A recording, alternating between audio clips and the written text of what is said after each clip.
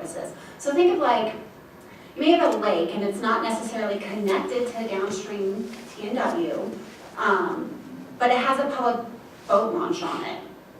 That water is subject to interstate or foreign travel for recreational purposes and therefore would be considered a water of the United States. If it has fish or shellfish that are or could be taken out of it for interstate or foreign commerce, again, that could be subject to our jurisdiction. And then if it's, so the third criteria, this is an or test, it's not an and, it doesn't have to meet all three, it just has to meet one of these criteria, is if it could be used for, is used for some sort of industrial purpose for, again, interstate or foreign commerce. So I kind of think of this as like peat bogs. You may think of, like, say you have an isolated peat bog, but people take peat out of it for the purposes of selling to companies that use it for soil amendments for your garden, and that's sold across the United States. Or maybe they extract peat for peated whiskey and they send it down to Kentucky. That's interstate commerce, and that could be then make it qualify as a water of the United States, and now it would be a regulated water. So again, when we talk about these, we're still talking about that geographic, this physical on a map jurisdiction. It would still then come into question about whether or not your activity itself would warrant regulation under the Clean Water Act. So let's talk a little bit further, I'm going to do this wrong again, about these A5 waters that I said we'd come back to. When we talk about tributaries, tributaries can be natural, they can be man-made, or they can be man-altered waters that connect either directly or indirectly to a downstream T&W. And when we talk about tributaries, we're talking about they have a bed, bank, and an ordinary high water mark. One of the important things to note about this is not a definition for tributary for us, but this is a general guidance that we follow on when we discuss what is a tributary and how do we frame what a tributary is. Not a definition though. And then I highlighted wetlands here because generally we see a lot of people coming into our office and they'll bring us with a map and say, hey, I'm going to do this project, and they've outlined all the wetlands, but they've totally missed the tributary. Like they don't even identify it, they just kind of like lump it in as a wetland. We have to distinguish between those two things. Because the way we talk about our jurisdictional authority when it comes to activity is specific to what those two things are. So let's, we're on this constant effort across the United States to remind people, okay, identify what a wetland is, identify what a tributary is, break them apart for us, because we have to break them apart when we talk about impacts and effects to them. So tributaries, we're going to spend a little bit of time talking about tributaries, and then we're going to come back to, we'll go into ordinary high water mark a little bit different for the state. So when we talk about tributaries, either the A5 waters, I don't know if you ever like are on the phone with one of our project managers and they're like, oh, that's an A3 water, and you're like, what is an E3 water? That's what we mean. We try not to use that too much. So tributary, like I said, can be natural, it can be man-altered, and it can be man-made. It has to have an ordinary high water mark, and it has to flow directly or indirectly into a T&W. And so what we mean indirectly is it's possible that we can have a regulated tributary that flows through, it may, at some point, people culverted it, put it underground, and then it daylights again later. And so you might say, well, it kind of gets lost here, so we're not, you don't regulate it. Well, it may actually still be subject to our jurisdiction. There's sometimes in some intermittent tributaries where the flow goes subsurface for a little bit and then comes back up later, may still be subject. It's got some indirect flow into a downstream T&W, and that's the important part. So it's got to connect downstream. It can't just go into the middle of a cornfield and end and not go anywhere. It has to connect to a T&W. An important thing to remember, there is no minimum size, there's no minimum flow, there's no minimum velocity that's required for it to constitute a tributary. It's that it has to have an ordinary high water mark, a bed in a bank, and flow directly or indirectly to a downstream T&W for us to regulate it. So sometimes we sort of have people say like, oh, it's really small, it's really minor, it's just not really a tributary. And we're like, got a bed bank and ordinary high water mark, so it's probably subject to some sort of consideration for us.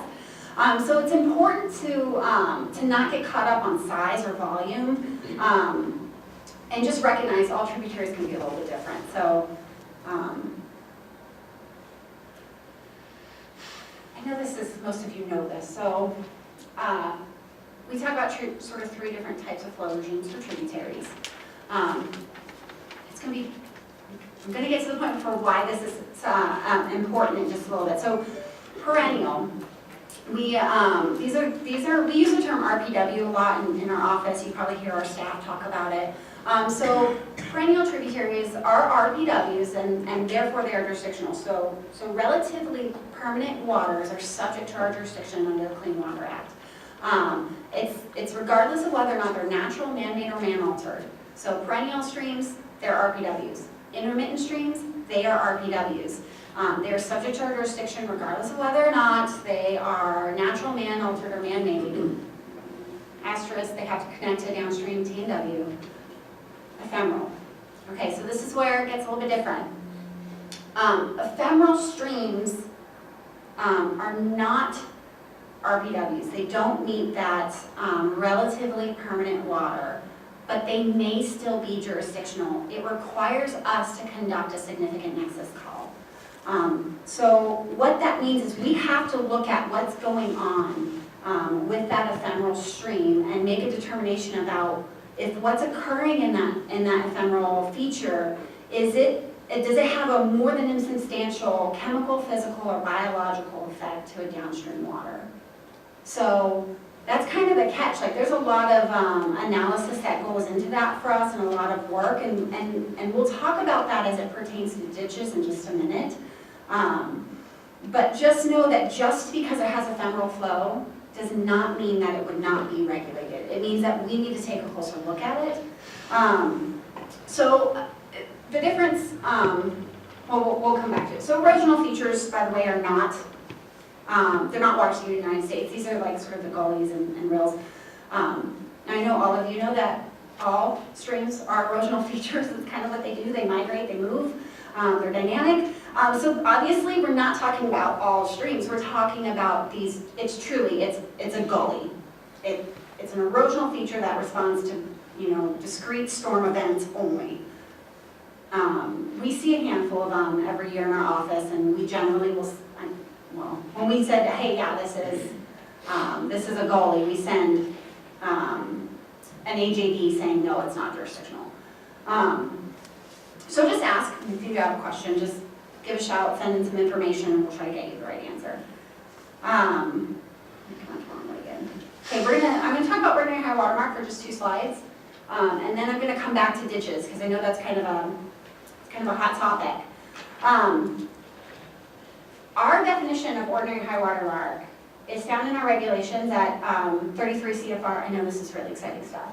329.11A1. So this is the actual definition from our regs. It is different than the state's definition.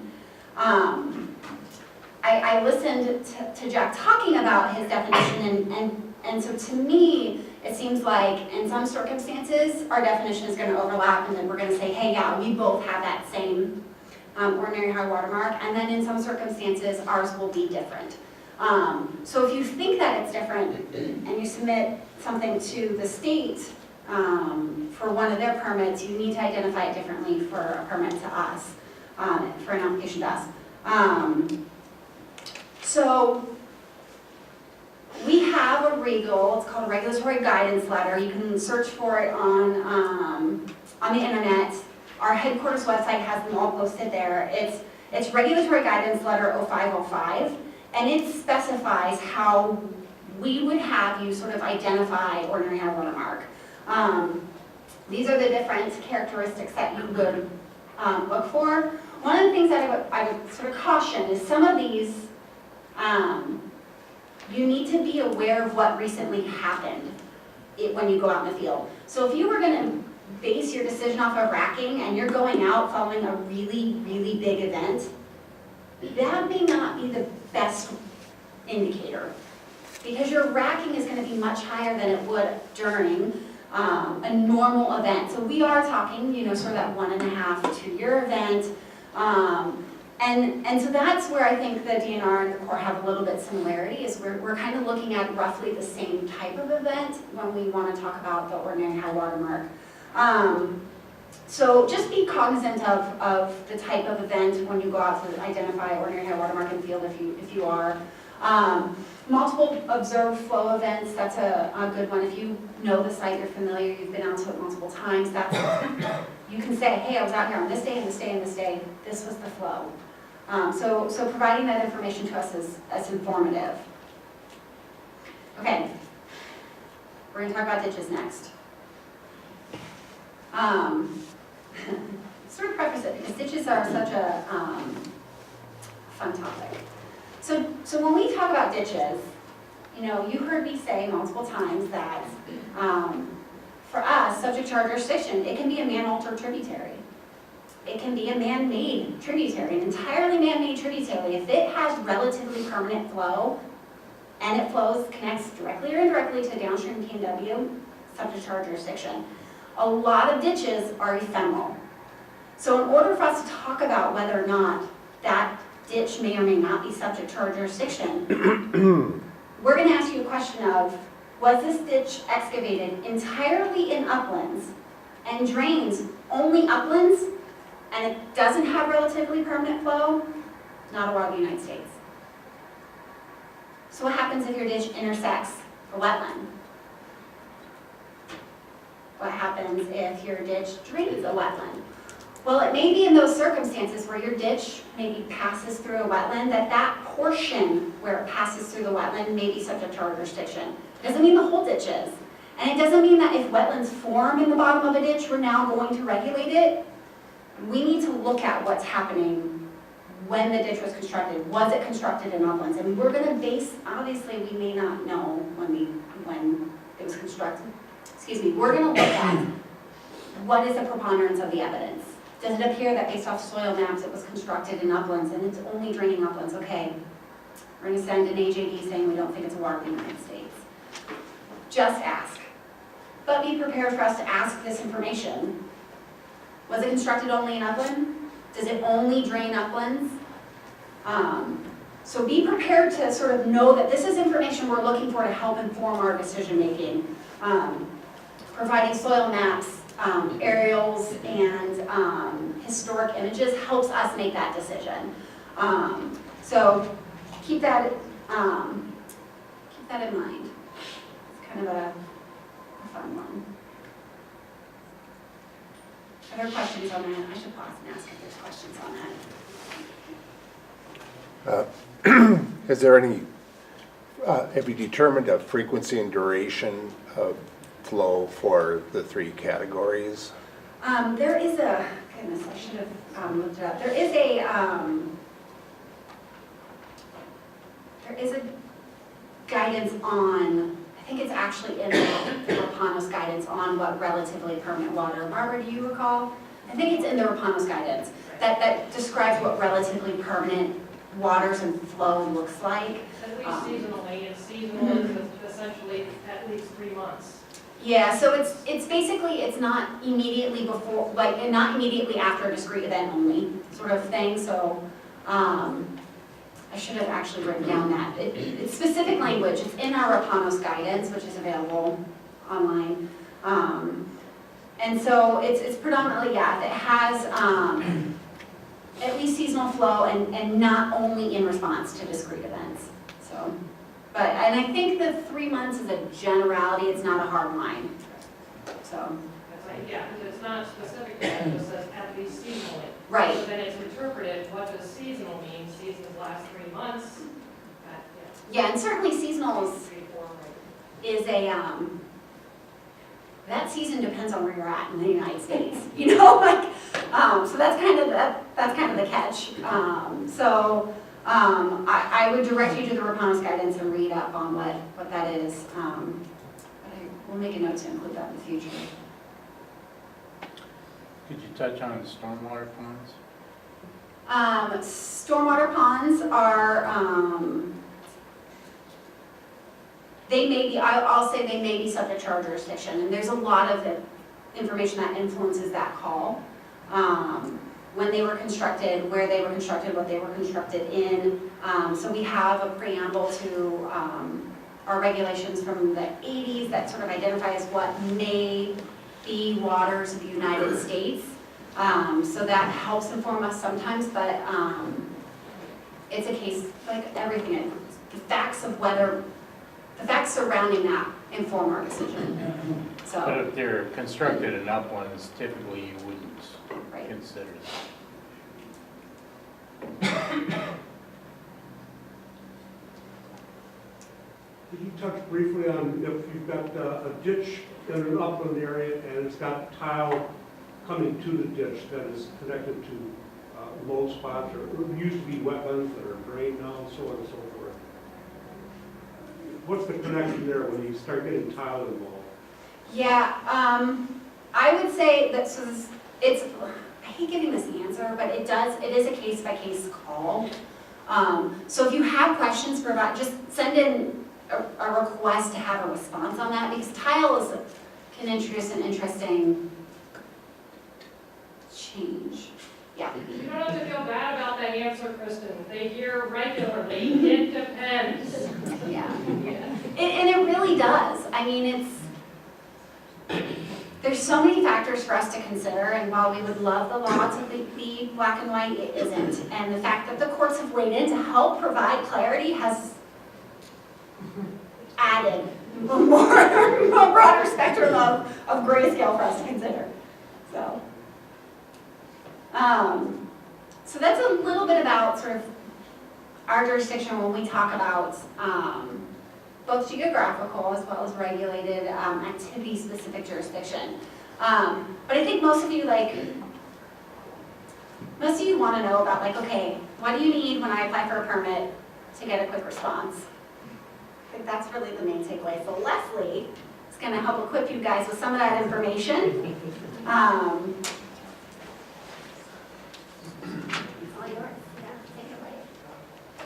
Yeah, how long is this going to take before you give me an answer and give me a permit is always the question, right? So everything that Kristen just went through is all the information that is swirling through your project manager's head. Every time you send a delineation or a request for a jurisdictional call or a permit application, or all three at the same time. So the trick is, just like you guys, they're working on multiple projects at once, sometimes a couple of dozen at a time. So when you get their attention and they pick up your delineation report with your permit application, the trick is to ideally leave them with no questions about what waters are in the area, what the area is you're looking at, what the different types of aquatic resources are in there, and what kind of activities you want to do in them. If they have a question, they're probably going to send you a letter or an email. I know you all probably love getting requests for additional information. So the trick is to try and avoid that right from the beginning so that they can ideally approve your delineation right away. Hopefully avoid having to do a site visit, especially in the winter, which means waiting until April, which none of us want to have to wait for. Because everyone wants to construct ideally probably in the winter or first thing in the spring or in the fall. So if you want it fast, we kind of created a little list of a lot of the things to think about. So I think one of the first questions that they're always going to have is, what am I looking at? Is it the whole property that I should be looking at? Is it a piece of the property that you looked at for your delineation, or is there a particular water on there that you have a question about? Identifying all the aquatic resources within that boundary, like Kristen said, is really important. It's not just wetlands. The wetland versus the tributary has to be pretty clearly identified and called out. I do want to add to that. When we talk about aquatic resources, that also means if there's a stormwater pond, identify it. Don't leave that sort of up to question. I put a little boundary around it, tell us its size. We'll tell you it's not regulated, we don't want to regulate it. Or we'd say, hey, we have more questions, help answer these for us so we know whether or not we regulate it. if you leave it blank, you're getting, if you don't identify it, you're getting an REI. Like, that's gonna happen. You're gonna get a letter from us saying we have additional information we need. So all aquatic resources, identify them all. No, that's great. And not only identify them, identify, even after you identify all the waters on the site, and then you start talking about what activities you're going to do, identify all the work that you're going to do, identify what work's going to be done underneath that ordinary high water mark, what's going to be above it, not just the structures, but identify your staging areas, your access routes, all the different things that you're going to have to do on that site to complete the project. The more information, often the better, because that means less requests for information. Hopefully it won't, if we find out about something later on in the process, we didn't know there was a staging area, it's going to put a pause on things, because that raises other questions in our mind. Maybe we have to consider a larger area for our 106 review when we start looking at archaeological resources. It just, when they look at that application the first time, leave no doubt about where the different resources are and what you're going to be doing in them.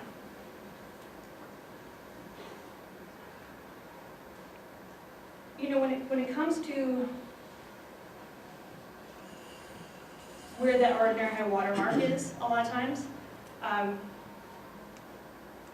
provide more documentation about why you think something is or isn't a tributary, whether you think where the ordinary high water mark is. So photos, if you think you saw drift lines or different indicators for an ordinary high water mark, call them out. If you didn't see any, if you saw no flow on multiple days, all that information is really important if you don't think something is tributary, if you don't think something is a wetland. So for things like photographs, and just don't just say you don't think it isn't something. Try to provide information about why.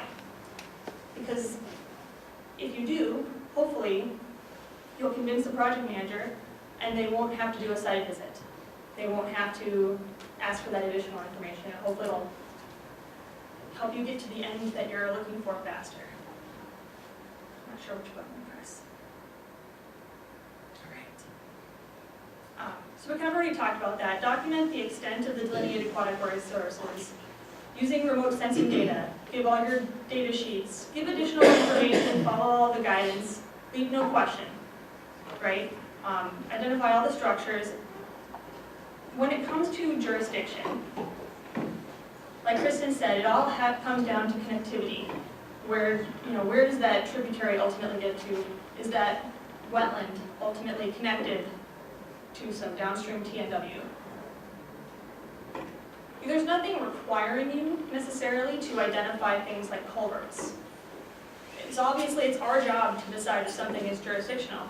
But again, if you're looking for something quickly, the more information you can provide about where water flows, if there's drainage features, the better. Because if we look at a map and all we see are a few different wetlands that are identified, and then we see drainage features between them and going off-site, but you're asking for an isolated determination that those wetlands are not jurisdictional, that's going to be a red flag, and we're going to start asking questions and maybe want to go check it out. But if you don't think it's jurisdictional, if you think those lines mean nothing, just talk about them. Maybe provide some photos if you can. That can all be really helpful. And to the extent you can, look off-site. If you can zoom out and show where things go through neighborhoods, or if you talked about, I think, a stream that does go underwater or underground for a short period of time and pops back up. The more information you can provide about where things flow, the better. We're not asking you to make a call, but if it reduces the amount of time we have to spend researching the site, going out to the site, or asking for additional information, the faster you're going to get your answers. So this is our last one, and you can ask as many questions of all three of us as you want. Do you need a jurisdictional determination for every project? The answer is no. You don't need a GD for any of the wetlands on the site. But if we think that something is not jurisdictional, we're going to do an approved JD to call it isolated or call it non-jurisdictional. If you don't think something is jurisdictional, you can absolutely ask for jurisdictional determination, documenting that. But I think one of the key takeaway points is just, when you submit your permit application, you do need to include a map with all the aquatic resources on it. But we don't have to necessarily do a jurisdictional call before we issue that permit. So are there any questions about that, or I guess, about anything? So when you talk about providing evidence as to what you think the OHWM is, and giving a definition, I mean, how does like modeling a two-year event play into that? Since both kind of the state and the Corps have similar parts of the definition that address that, I mean, is that also considered? How does did you say Like, if you were to model? model the elevation of a two-year event for that water course, I mean, instead of, some of the land features that can be used as evidence, how does that play in for your review? I don't know if I've seen one where we've had modeling information. I've seen it in, not here, but my former core life elsewhere. Yeah, we'll take, if you provide us with the modeling information, we'll evaluate it, but a lot of times what we want to know is sort of like, what was the basis for this modeling? Don't just say like, we did a model and here was our result. You have to help us understand what the premise of the model was. And I just want to point out one other thing. This whole "do I need a JD" thing, this is really new. Last year, nope, just kidding. In 2016, our headquarters issued a regulatory guidance letter. It was the first one in 8 years that basically said, Corps, you no longer need to provide a jurisdictional determination when you issue a permit. So if you don't want one, if you just say like, oh gosh, I know that this water is jurisdictional, I don't care, just give me a permit. We don't have to make that decision anymore, we just can make a permit decision. However, if we think that your water is not jurisdictional, the only way we can say that something is not a water of the United States is to do an AJD. We have to go that route. So if something is isolated, that's why we sort of say here is like, if we don't think it's a water of the United States, we're going to tell you. Even if you didn't ask for an AJD, you're getting one because it's the only way we can tell you that something is not a water of the United States. I think there was another question somewhere. Yeah. So in other words, if we're just gonna do a delineation and build our project, we can just kind of write on the bottom, we just want concurrence or something? Okay.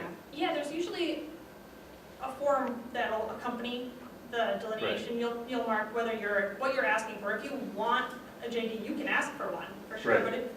But if you're not asking for one, we don't necessarily have to do it. We're trying to update the application form because currently it says, what type of JD do you want? We're trying to add a box to say no JD requested. Right, Yeah, so that's, in okay, the future that will happen. I can't promise when, but yeah, we know, it's the okay. plan.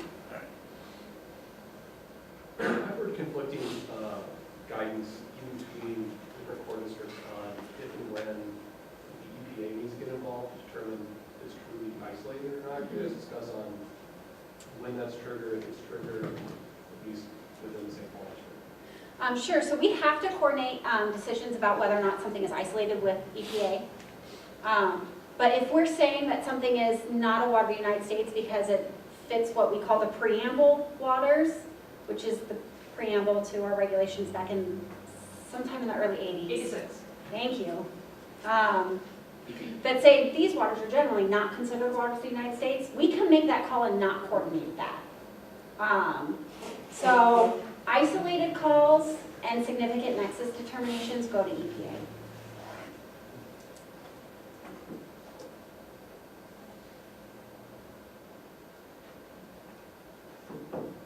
Other questions?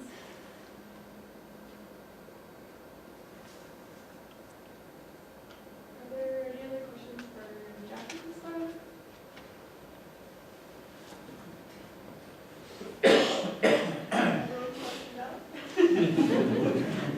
All right, well, I guess at this point, we'd like to give a big round of applause and thank you to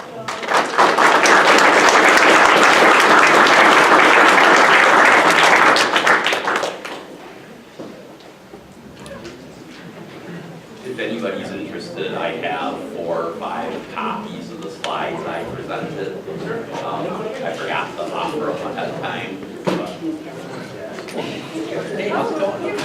Oh,